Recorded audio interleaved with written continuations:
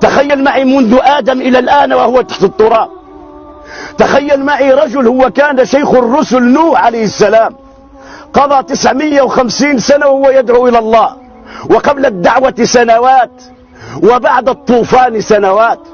تخيل معي أنه عاش فقط 1000 سنة، ولما جاءه ملك الموت ليأخذ روحه قال له: كيف وجدت هذه الدار، هذه الدنيا، هذا البيت؟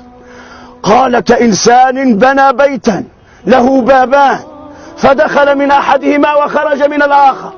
فقال له ملك الموت: كيف بحال أمة هي آخر الأمم، أكثر ما يعيش أهلها بين 60 و70، وقليل من يجاوز ذلك، ومع ذلك يبنون بالحديد.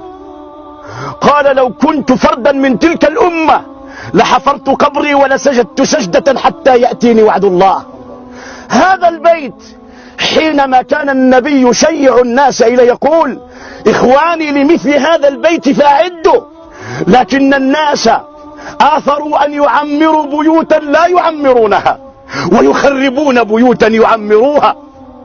كان الأولى وأنت تتحدث وتفكر وتخطط في بناء بيتك، أين مكان الصالة، أين مكان صالة الأكل، أين مكان كذا، وتريد أن يكون كل شيء منتظم، الماء، الكهرباء، وأنت تعرف أن المقام قليل، لكن ما فكرت أبدا في هذا البيت كيف سيكون وكيف سترحل إليه. قيل لسالم أبي حازم: ما لنا نكره الموت يا إمام؟ قالها له سليمان بن عبد الملك، قال: نكره الموت لأننا خربنا آخرتنا وعمرنا دنيانا، فكرهنا أن ننتقل من العمران إلى الخراب. إن الإنسان الذي يعمر بيتا يتشوق لكي يرحل إليه. هل عمرنا هذا البيت لنشتاق إليه؟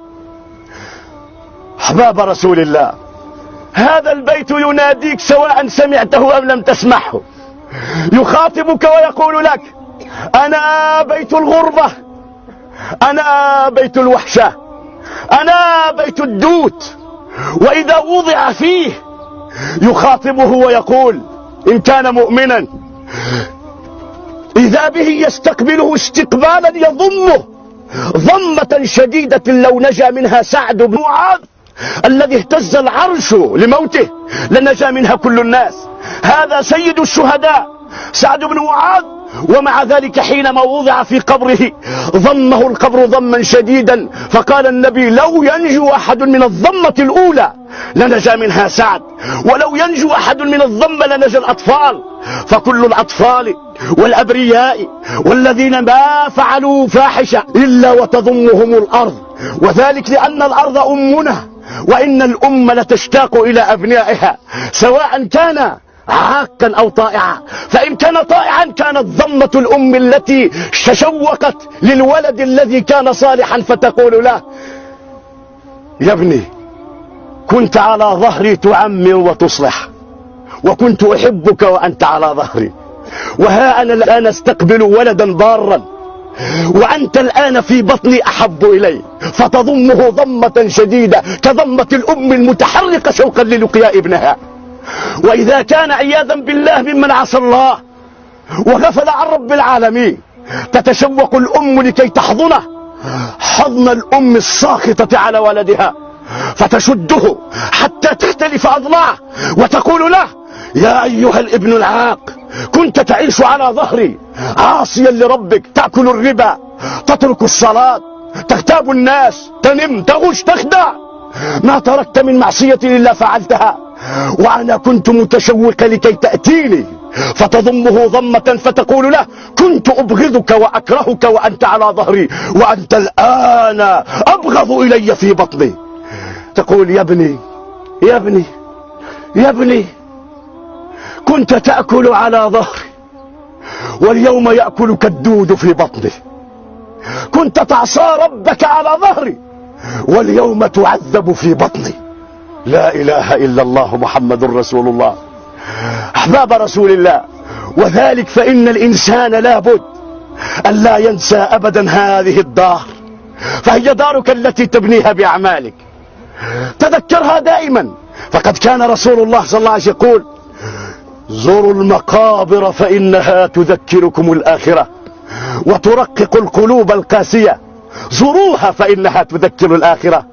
انظر إلى هذه المدينة من أموات المسلمين، إذا جلست إليهم ذكروك بالآخرة، وإذا غبت عنهم لم يغتابوك. ليس كصحبة أهل الدنيا.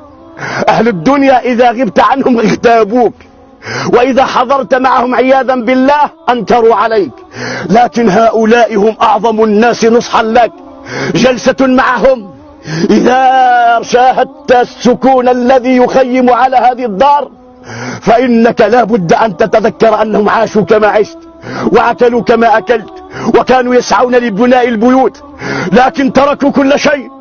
فإذا حدثتهم وقلت لهم كيف حالكم لأجابوا بلسان واحد: أما بيوتنا فقد سكنت، وأما أزواجنا فقد ترملت، وأما أولادنا فقد تيتمت، وأما أموالنا التي سهرنا على جمعها فقد قسمت. هذا خبرنا، فما خبر ما عندكم؟ الله. إذن فعليكم أن تذكروها، وإن كنتم تريدون أن تذكروها فزوروها، لأنك لا تستطيع أن تتذكرها إذا لم تزورها.